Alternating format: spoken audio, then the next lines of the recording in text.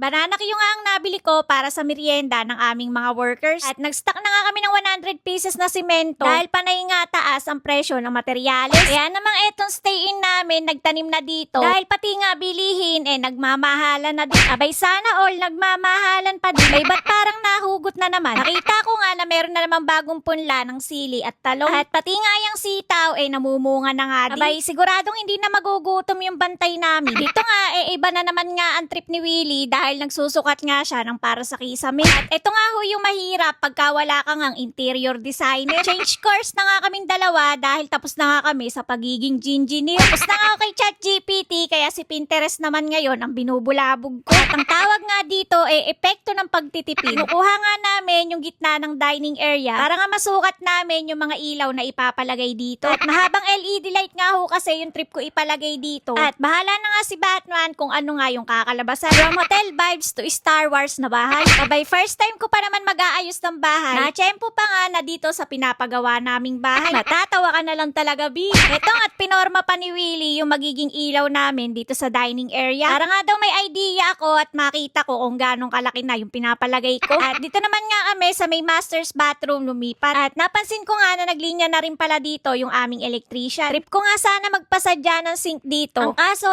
kinokontra nga ako ni Willie. Kaya standby nga muna kung ano nga yung ipapagawa ko doon. Dito naman sa kwarto namin magpapalagay nga din ako ng LED dito. Kaya for the sukat na naman ang person. Kailangan na nga din kasi nila yung mga sukat na ipapagawa namin sa kisame. Para nga daw malaman kung ilan yung bibili na metal pari. At pasensya na nga po doon sa mga hindi ko nga ma-replyan. Dahil yung mga workers nga ho namin all around. At wag nga ho kayong magtampo dahil lagi naman ako nag-update sa mga vlog ko. Ito nga kwarto ni Eliana, tapos na nga nilang palitadahan. At sabi ko nga pwede na nga kami tumulong ni Willie mag-apply ng scheme ko. Kaya para hindi naman kami puro tambay dito. Dito nga sa attic, nagulat nga ako dahil meron na nga tong mga pader. At pati nga yung mga linya ng saksakan dito, nakaabang na nga din. Nag-aakyat na nga din sila ng mga bakal dito dahil magsisimula na nga silang magsalansan ng para sa biga. At pati nga din yung mga sobrang bakal sa trusses, pinuputol na nga din nila. At pinufull weld na nga din nila yung ibang trusses na naka-spot lang. Baka nga ho kasi next week, makabitan na nga to ng bubong. At meron na nga ho kasi mga nagsukat dito, hindi nga lang namin inabutan. At abangan nyo nga ho yun dahil sila lang naman yung nagkakabit sa mga kilalang malls. Doon na nga tayo sa sigurado para nga hindi tayo magkatulog. Abay yung bubong ang sinasabi ko ha, baka iba na naman nasa isip mo. At stainless gutter na nga ho yung ipapalagay namin dito para siguradong pang matagalan na. At sana nga